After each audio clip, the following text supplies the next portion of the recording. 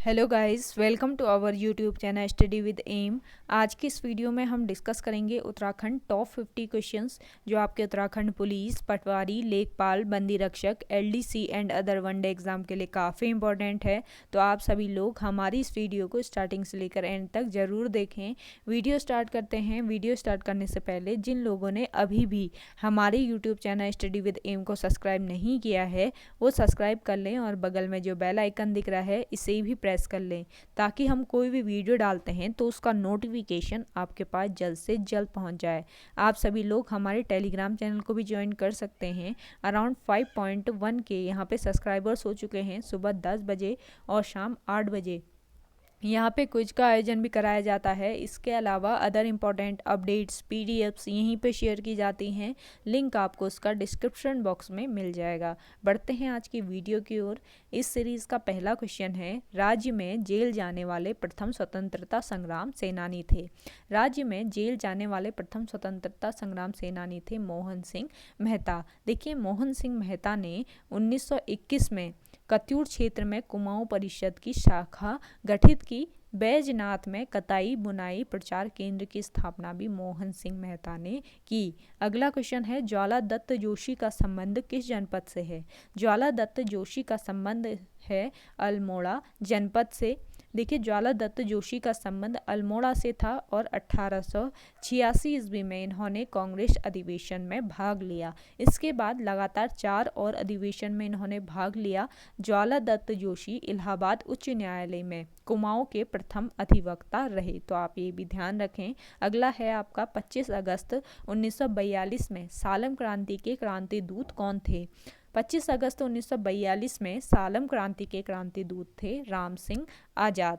राम सिंह आज़ाद का संबंध मल्ला सालम अल्मोड़ा से है और 25 अगस्त 1942 की क्रांति के ये अग्रदूत थे, जिसके लिए सर्वाधिक समय 32 वर्ष इन्हें कारावास की सजा हुई। इनके केस की पैरवी की गोपाल स्वरूप पाठक ने। तो आप ये भी ध्यान रखें, गोपाल स्वरूप पाठक ने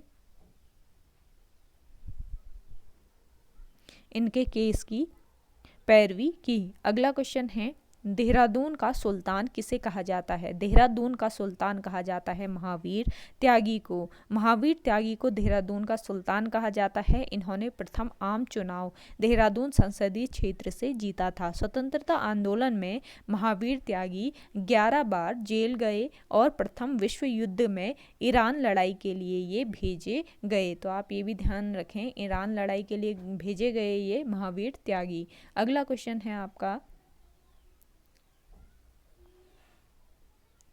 1942 में अंग्रेजों को हिंदुस्तान से निकाल दो नामक पुस्तक किसने लिखी। 1942 में अंग्रेजों को हिंदुस्तान से निकाल दो पुस्तक लिखी भैरव दत्त धूलिया ने। देखिए, भैरव दत्त धूलिया ने 1939 ईस्वी में लैंसडाउन से निकलने वाले साप्ताहिक पत्र कर्मभूमि का संपादन किया। ये पौड़ी के रहने वाले हैं। जो भैरव दत्त धूलिया हैं ये पौड़ी जनपद के रहने वाले हैं। अगला है आपका, स्वतंत्रता संग्राम में जेल जाने वाली राज्य की प्रथम महिला थी। स्वतंत्रता संग्राम में जेल जाने वाली राज्य की प्रथम महिला थी विष्णु देवी शाह। विष्णु देवी शाह का संबंध है बागेश्वर जनपद से। अगला क्वेश्चन है आपका, ए लिंग्विस्टिक स्टडी ऑफ जौनसारी नामक पुस्तक किसने लिखी। ए लिंग्विस्टिक स्टडी ऑफ जौनसारी पुस्तक लिखी है उमाशंकर सतीश ने। देखिए, उमाशंकर सतीश का संबंध है रुद्रप्रयाग जनपद से। इनकी अन्य रचनाओं की अगर हम बात करें तो इनकी अन्य रचनाएं हैं पत्थर बोलते हैं, सूरी नाम में हिंदी कविता और गढ़वाली में जिकुड़ी बोलती कविता आदि। रचनाओं से काफ़ी क्वेश्चन पुटअप किए जाते हैं, इसलिए मैं रचनाओं का भी यहाँ पे मेंशन कर देती हूँ रचनाओं को, तो आप ये नोट डाउन जरूर कर लें। अगला है आपका, हिंदू युवा वाहिनी नामक समूह की स्थापना किसने की। हिंदू युवा वाहिनी नामक समूह की स्थापना की योगी आदित्यनाथ ने। देखिए, योगी आदित्यनाथ जो है इनका जन्म पौड़ी जिले के यमकेश्वर ब्लॉक के पंचुर ग्राम में हुआ था और इनका मूल नाम था अजय सिंह बिष्ट।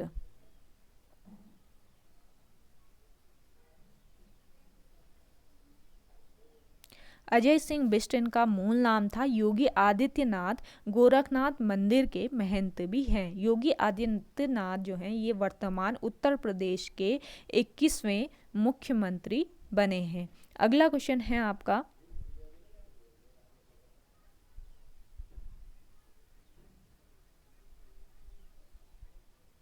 मलेरिया परजीवी मादा एनाफिलीज की खोज किसने की? मलेरिया परजीवी मादा एनाफिलीज जो होता है इसकी खोज की रोनाल्ड रॉस ने। रोनाल्ड रॉस का जन्म अल्मोड़ा में हुआ। इन्होंने मलेरिया परजीवी मादा एनाफिलीज की खोज की, जिसके लिए इन्हें 1902 ईस्वी में चिकित्सा का नोबेल पुरस्कार मिला। अगला क्वेश्चन है, उत्तराखंड आंदोलन में सीबीआई मुकदमा झेलने वाली प्रथम महिला कौन थी? उत्तराखंड आंदोलन में सीबीआई मुकदमा झेलने वाली प्रथम महिला थी सुभाषिनी बर्तवाल। देखिए, सुभाषिनी बर्तवाल उत्तराखंड आंदोलन में सीबीआई मुकदमा झेलने वाली प्रथम महिला थी, जिसे मसूरी कांड के पुलिस अधिकारी उमाकांत त्रिपाठी की हत्या के लिए सीबीआई जांच से गुजरना पड़ा। अगला है आपका, इलाहाबाद उच्च न्यायालय में न्यायाधीश नियुक्त होने वाले प्रथम उत्तराखंडी थे। इलाहाबाद उच्च न्यायालय में न्यायाधीश नियुक्त होने वाले प्रथम उत्तराखंडी थे तारा दत्त उनियाल। अगला क्वेश्चन है, कुंवर सिंह नेगी किस लिपि के लिए जाने जाते हैं? कुंवर सिंह नेगी जाने जाते हैं ब्रेल लिपि के लिए। कुंवर सिंह नेगी को ब्रेल लिपि विकास के लिए 1981 में पद्मश्री व 1990 ईस्वी में पद्म विभूषण पुरस्कार से सम्मानित किया गया है। अगला क्वेश्चन है आपका, ऋषिकेश में पशुलोक आश्रम की स्थापना किसने की? ऋषिकेश में पशुलोक आश्रम की स्थापना की मीरा बहन ने। देखिए, मीरा बहन जो है इनका जन्म हुआ था लंदन में। लंदन में जन्मी मीरा बहन का वास्तविक नाम था मैडलेन स्लेड। देखिए, काफ़ी इंपॉर्टेंट पॉइंट बन सकता है कि मीरा बहन का वास्तविक नाम क्या था। इनका वास्तविक नाम था मैडलेन स्लेड। इन्होंने ऋषिकेश में पशुलोक आश्रम की स्थापना की और 1953 ईस्वी में बापू राज पत्रिका का इन्होंने संपादन किया। इन्हें 1981 में मीरा बहन को 1981 में पद्म विभूषण पुरस्कार से सम्मानित किया गया है। अगला क्वेश्चन है आपका, people's association of hill area launchers, जिसको पहल भी कहा जाता है, की स्थापना कब हुई? देखिए, पहल की स्थापना हुई 1994 ईस्वी में। People's association of hill area launchers की स्थापना 1994 में उत्तराखंड के बुद्धिजीवियों द्वारा की गई, जो भारत सरकार के विज्ञान व प्रौद्योगिकी विभाग के सहयोग से संचालित है, जिसका मुख्यालय मानस मंदिर पिथौरागढ़ में स्थित है। तो आप ये भी ध्यान रखें, इसका मुख्यालय पिथौरागढ़ में स्थित है। अगला क्वेश्चन है, हिमालय पर्यावरण एवं ग्राम्य विकास संस्था किस जनपद में स्थित है? हिमालय पर्यावरण एवं ग्राम्य विकास संस्था स्थित है बागेश्वर जनपद में। अगला है, हिमज्योति फाउंडेशन देहरादून में कब स्थापित किया गया? हिमज्योति फाउंडेशन देहरादून में स्थापित किया गया 2003 में। हिमज्योति फाउंडेशन देहरादून में राज्यपाल सुदर्शन अग्रवाल की प्रेरणा से 2003 में स्थापित किया गया, जिसका कार्य क्षेत्र मेधावी छात्राओं को छात्रवृत्ति प्रदान करना है। तो आप ये भी ध्यान रखें। अगला है आपका, कुमार कुमारी प्रथा किस जनजाति में, किस प्रजाति में मिलती है? कुमार कुमारी प्रथा मिलती है कोल प्रजाति में। देखिए, उत्तराखंड में आने वाली प्रथम प्रजाति समूह कोल को माना जाता है। कोल प्रजाति के लोग दिखने में कुरूप एवं भद्दे होते हैं। साहित्य ग्रंथों में कोलों का वर्णन मुंड या शबर नाम से मिलता है। कोल प्रजाति नाग के साथ साथ लिंग की पूजा भी करते हैं। कुमार कुमारी प्रथा कोल प्रजाति में मिलती है। इस प्रथा में भूटांतिक प्रभाव देखने को मिलता है। तो ध्यान दें, भूटांतिक प्रभाव भी कोल प्रजाति में देखने को मिलता है। अगला क्वेश्चन है, प्रागैतिहासिक स्थल लुएथाप किस जनपद में स्थित है? प्रागैतिहासिक स्थल जो लुएथाप है ये है अल्मोड़ा जनपद में। देखिए, लुएथाप अल्मोड़ा जनपद में स्थित है, जहां लाल रंग से चित्रित 3 शैलाश्रय हैं। यहाँ पर शैलाश्रय में मानवों को शिकार करते हुए हाथ में हाथ डालकर नृत्य करते हुए दिखाया गया है। अगला क्वेश्चन है आपका, देवीधुरा से महापाषाण कालीन पुरावशेषों की खोज किसने की? देवीधुरा से महापाषाण कालीन पुरावशेषों की खोज की हेनवुड ने 1856 ईस्वी में देवीधुरा से महापाषाण कालीन पुरावशेषों की खोज की। हेनवुड को उत्तराखंड में पुरातत्व का जनक भी माना जाता है। तो आप ये भी ध्यान रखें, आपसे क्वेश्चन पुटअप किया जा सकता है, काफ़ी इंपॉर्टेंट पॉइंट है ये। उत्तराखंड में पुरातत्व का जनक किसे माना जाता है? ये माना जाता है हेनवुड को। अगला क्वेश्चन है आपका, आदि ऐतिहासिक काल के प्रमुख स्रोत क्या हैं? आदि ऐतिहासिक काल के प्रमुख स्रोत हैं पौराणिक ग्रंथ। अगला क्वेश्चन है आपका, कॉमन पिकॉक का वैज्ञानिक नाम क्या है? कॉमन पिकॉक का वैज्ञानिक नाम है पेपिलियो बाइनर कॉमन पिकॉक का वैज्ञानिक नाम है। 7 नवंबर 2016 को, ध्यान दें, 7 नवंबर 2016 को कॉमन पिकॉक या लोगमोर को राज्य तितली घोषित किया गया है। तो काफ़ी इंपॉर्टेंट पॉइंट है, आप नोट डाउन जरूर कर लें। कब किया गया है? 7 नवंबर 2016 को कॉमन पिकॉक या लोगमोर को राज्य तितली घोषित किया गया है। कॉमन पिकॉक जो है ये हिमालयी क्षेत्रों में 7000 फीट की ऊंचाई पर मिलती हैं और 1996 को लिम्बा बुक ने कॉमन पिकॉक को भारत की सबसे सुंदर तितली का खिताब दिया। तो ये भी काफ़ी इंपॉर्टेंट पॉइंट है, आप नोट डाउन जरूर कर लें। कॉमन पिकॉक का जीवन काल अगर पूछा जाता है तो कॉमन पिकॉक का जीवन काल होता है 30 से 35 दिनों का। अगला है आपका, किस घाटी को उत्तराखंड का लद्दाख भी कहा जाता है? ये कहा जाता है नेलांग घाटी को उत्तराखंड का लद्दाख भी कहा जाता है। देखिए, नेलांग घाटी जो है ये उत्तरकाशी जनपद में स्थित है और जिसे पहाड़ का रेगिस्तान भी कहा जाता है। ये भी ध्यान रखें, पहाड़ का रेगिस्तान एवं उत्तराखंड का लद्दाख कहा जाता है नेलांग घाटी को। अगला है आपका, राठ विकास प्राधिकरण का गठन कब किया गया? राठ विकास प्राधिकरण का गठन किया गया 2016 में। देखिए, राज्य में 5 जनजातियां होती हैं, जिसमें से हैं थारू, जौनसारी, भोटिया, बोक्सा व राजी। राज्य में इन 5 जनजातियों के अलावा राठी जनजाति भी निवास करती है। तो ये भी ध्यान दें आप, राठी जनजाति भी उत्तराखंड राज्य में निवास करती है।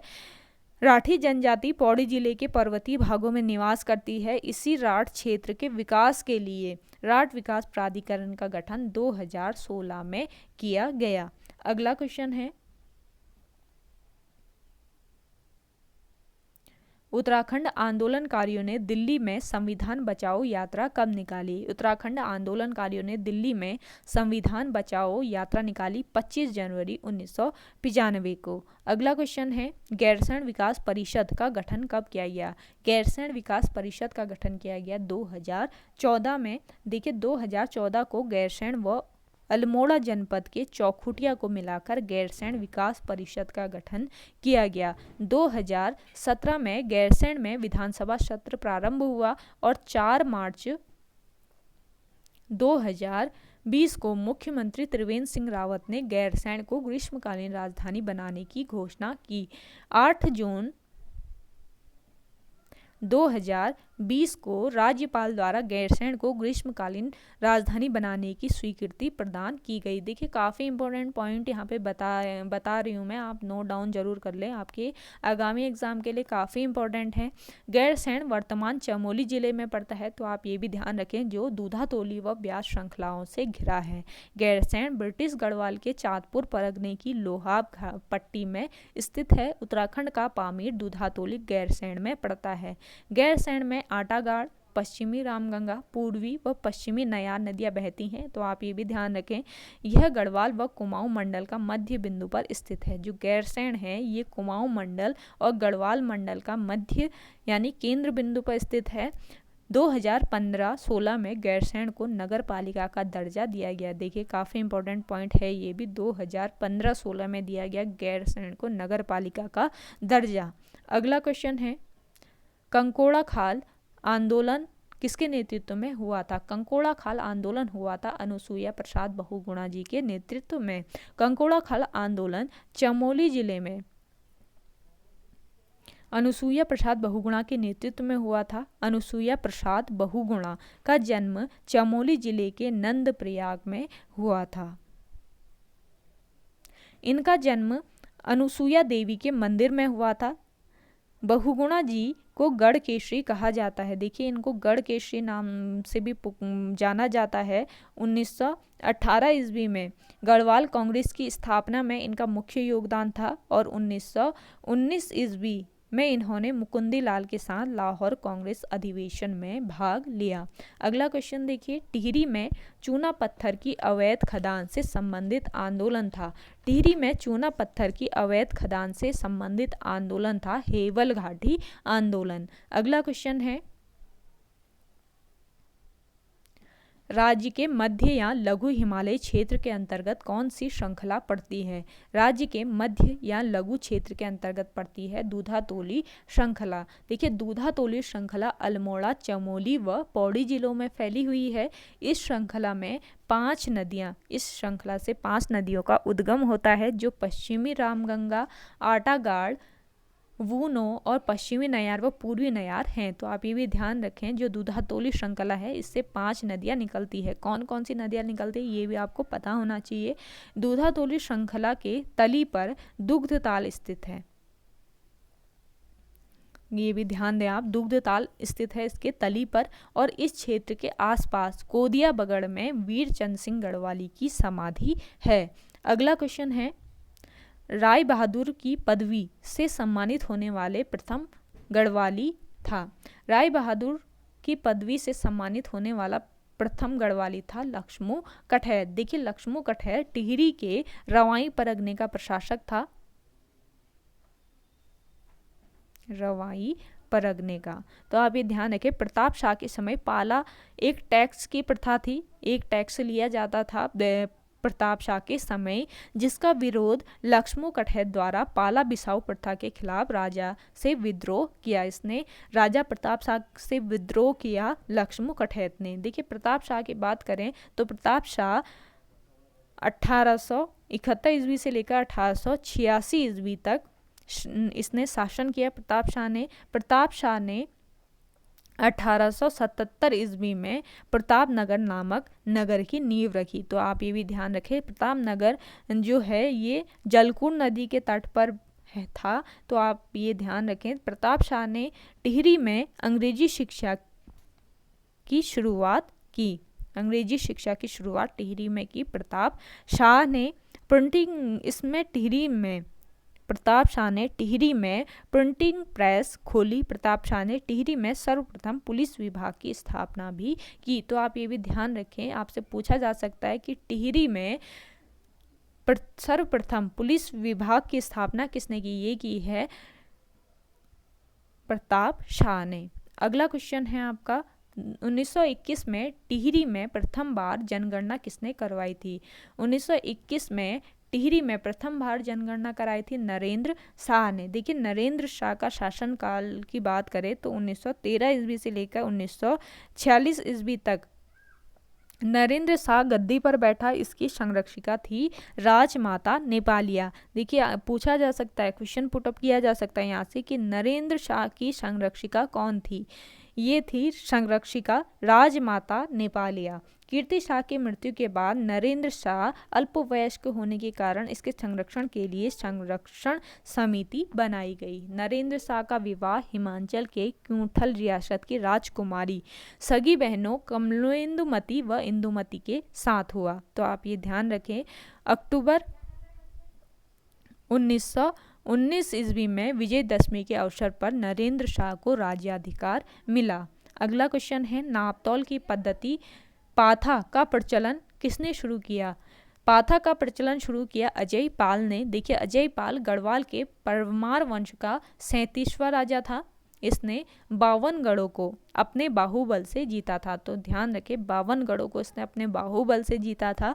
अजय पाल का कार्यकाल 1940 ईस्वी से लेकर 1519 ईस्वी तक था। अजय पाल को गढ़वाल का अशोक कहा जाता है और गढ़वाल का कृष्ण भी अजय पाल को ही कहा जाता है। अजय पाल गोरखनाथ पंथ का अनुयायी था। सावरी ग्रंथ में अजय पाल को आदिनाथ कहा गया। तो आप ये भी ध्यान रखें, सावरी ग्रंथ में अजयपाल को आदिनाथ कहा गया। जो सांवरी ग्रंथ है ना, ये तांत्रिक विद्या पर आधारित पुस्तक है, तो ये भी ध्यान रखें, आपसे पूछा जा सकता है सांवरी ग्रंथ किस विद्या पर आधारित है। ये आधारित है तांत्रिक विद्या पर आधारित पुस्तक। अजयपाल की मृत्यु 1519 ईस्वी में हुई और इसका उत्तराधिकारी कल्याण शाह था। अगला क्वेश्चन है, मायावती आश्रम में धर्मार्थ अस्पताल की स्थापना कब हुई। मायावती आश्रम में धर्मार्थ अस्पताल की स्थापना हुई 1903 ईस्वी में। देखिए, मायावती आश्रम का संबंध स्वामी विवेकानंद से है और ये आश्रम रामकृष्ण मिशन की एक शाखा है। मायावती आश्रम की स्थापना 19 मार्च 1899 ईस्वी में हुई। इस आश्रम को बनाने की मुख्य भूमिका एच सेवियर की रही। स्वामी विवेकानंद जो हैं, ये 3 जनवरी 1901 ईस्वी को मायावती आश्रम आए और 15 दिनों तक यहीं पर रहे। इस आश्रम के प्रथम प्रमुख, आपसे पूछा जा सकता है कि मायावती आश्रम के प्रथम प्रमुख कौन थे। इस आश्रम के प्रथम प्रमुख थे स्वामी स्वरूपानंद। अगला क्वेश्चन देखिए, एक हथिया नौला का निर्माण किसने किया। एक हथिया नौला का निर्माण किया जगन्नाथ मिस्त्री ने। एक हथिया नौला चंपावत जिले में स्थित है और इसका निर्माण किया जगन्नाथ मिस्त्री ने अपनी बेटी कस्तूरी की मदद से। एक हथिया नौला का निर्माण कर मिस्त्री ने चंद राजाओं का घमंड तोड़ा था। तो आप ये भी ध्यान रखें, एक हाथ से निर्मित होने के कारण, एक हाथ से निर्मित किया गया था ये नौला, एक हाथ से निर्मित होने के कारण एक हथिया नौला या बावली नाम पड़ा था। अगला क्वेश्चन है, मनोहरी बुग्याल किस जनपद में स्थित है। मनोहरी बुग्याल स्थित है बागेश्वर जनपद में। अगला क्वेश्चन है, चंद्रप्रभा ऐतवाल को तेन सिंह नार्गे एडवेंचर अवार्ड कब मिला। चंद्रप्रभा ऐतवाल को तेन सिंह नार्गे एडवेंचर अवार्ड मिला 2009-2010 में। देखिए, चंद्रप्रभा ऐतवाल का संबंध है पिथौरागढ़ जनपद से। चंद्रप्रभा ऐतवाल को माउंटेन गोट नाम से भी जाना जाता है, तो आप ये भी ध्यान दें, काफ़ी इंपॉर्टेंट पॉइंट है ये। इन्होंने द्यारा बुग्याल को विश्व मानचित्र में स्थान दिलाया था। उन्हें 2009-10 में तेन सिंह नार्गे एडवेंचर अवार्ड मिला। अगला क्वेश्चन है आपका, अगला है गबला देव उत्सव। गबला देव उत्सव किस घाटी में लगता है। गबला देव उत्सव लगता है दारमा और ब्यास घाटियों में। देखिए, गबला देव उत्सव पिथौरागढ़ जिले के दारमा व ब्यास घाटी में लगता है। गबला देव को गणेश का अवतार माना जाता है, तो आप ये भी ध्यान रखें, जो गबला देव है इनको गणेश का अवतार माना जाता है। अगला क्वेश्चन है, जयंती धुरा दर्रा किस जनपद में स्थित है। जयंती धुरा दर्रा स्थित है पिथौरागढ़ जनपद में। अगला क्वेश्चन है,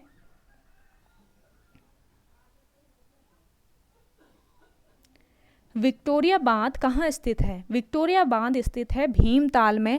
देखिए, विक्टोरिया बांध नैनीताल जिले के भीमताल में स्थित है। इसे भीमताल बांध भी कहा जाता है, भीमताल बांध भी कहा जाता है विक्टोरिया बांध को। और भीमताल बांध 1882 ईस्वी में हेनरी एशॉर्ट द्वारा डिजाइन किया गया था। तो मैं यहाँ पे लिख देती हूँ, हेनरी एशॉर्ट द्वारा ये डिजाइन किया गया था। अगला क्वेश्चन है, डोल आश्रम की स्थापना किसने की। डोल आश्रम की स्थापना की योगी कल्याण दास ने। डोल आश्रम अल्मोड़ा जिले में है, तो आप ये ध्यान रखें, डोल आश्रम जो है ये अल्मोड़ा जिले के अंतर्गत आता है, जो योगा के लिए जाना जाता है।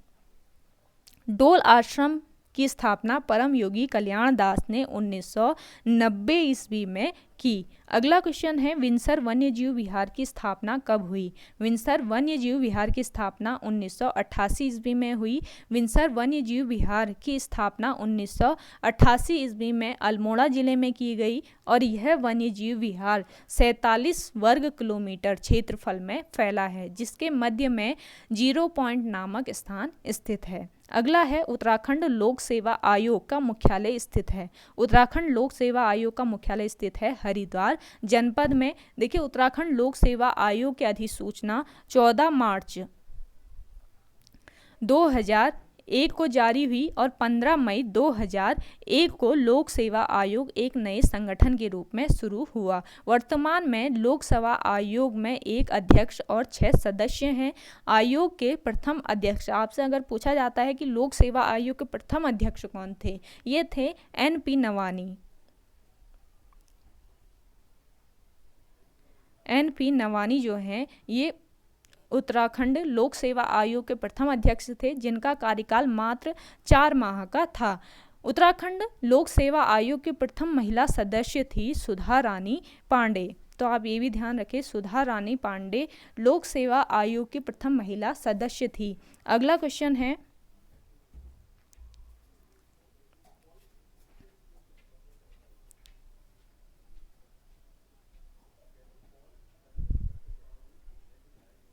पतंजलि योग विद्यापीठ को राज्य सरकार द्वारा डीम्ड विश्वविद्यालय का दर्जा कब दिया गया? पतंजलि योग विद्यापीठ को राज्य सरकार द्वारा डीम्ड विश्वविद्यालय का दर्जा दिया गया 2006 में। पतंजलि योग विद्यापीठ जो है ये, इसके 2 परिसर हैं, ध्यान दें। पतंजलि योग विद्यापीठ के 2 परिसर हैं। प्रथम परिसर अप्रैल 2006 में तथा दूसरा परिसर अप्रैल 2009 में शुरू हुआ। पतंजलि योग विद्यापीठ का कुलाधिपति स्वामी रामदेव है और इस विद्यापीठ के महासचिव हैं आचार्य बालकृष्ण। अगला क्वेश्चन है, भारत माता मंदिर का निर्माण किसने कराया? भारत माता मंदिर का निर्माण कराया स्वामी मित्रानंद ने। देखिए, भारत माता मंदिर हरिद्वार जनपद में स्थित है और यह मंदिर 180 फीट ऊंचा है। तो आप ये भी ध्यान रखें, इसकी ऊंचाई है 180 फीट। भारत माता मंदिर निर्माण 1983 ईस्वी में स्वामी मित्रानंद ने कराया व इस मंदिर का उद्घाटन श्रीमती इंदिरा गांधी ने किया था। अगला क्वेश्चन है,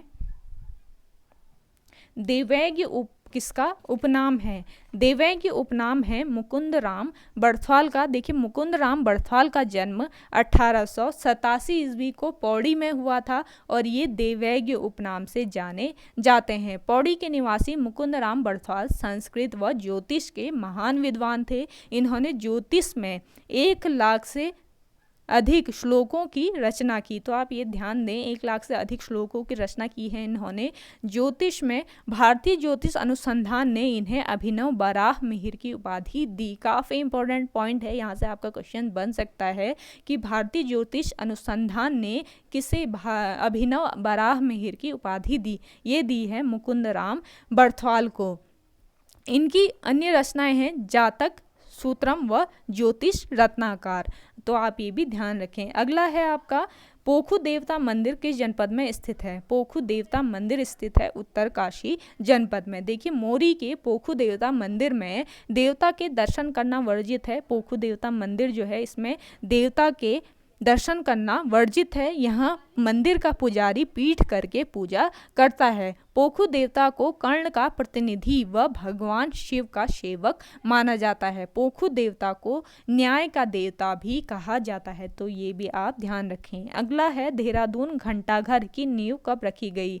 देहरादून स्थित घंटाघर की नींव रखी गई 24 जुलाई 1948 में।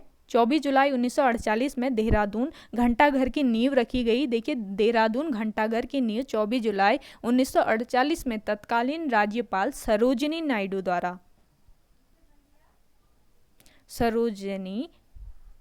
नायडू द्वारा रखी गई। घंटाघर का उद्घाटन 1953 ईस्वी में लाल बहादुर शास्त्री ने किया। क्लॉक टावर को पहले बलवीर टावर के नाम से जाना जाता था, आप ये भी ध्यान रखें। और क्लॉक टावर की ऊंचाई अगर पूछी जाती है तो इसकी ऊंचाई 85 मीटर है और इसका आकार षटभुज है। इस टावर के पास पलटन बाजार लगता है। काफ़ी इंपॉर्टेंट पॉइंट है, आप सारे पॉइंट नोट डाउन जरूर करें। अगला क्वेश्चन देखिए,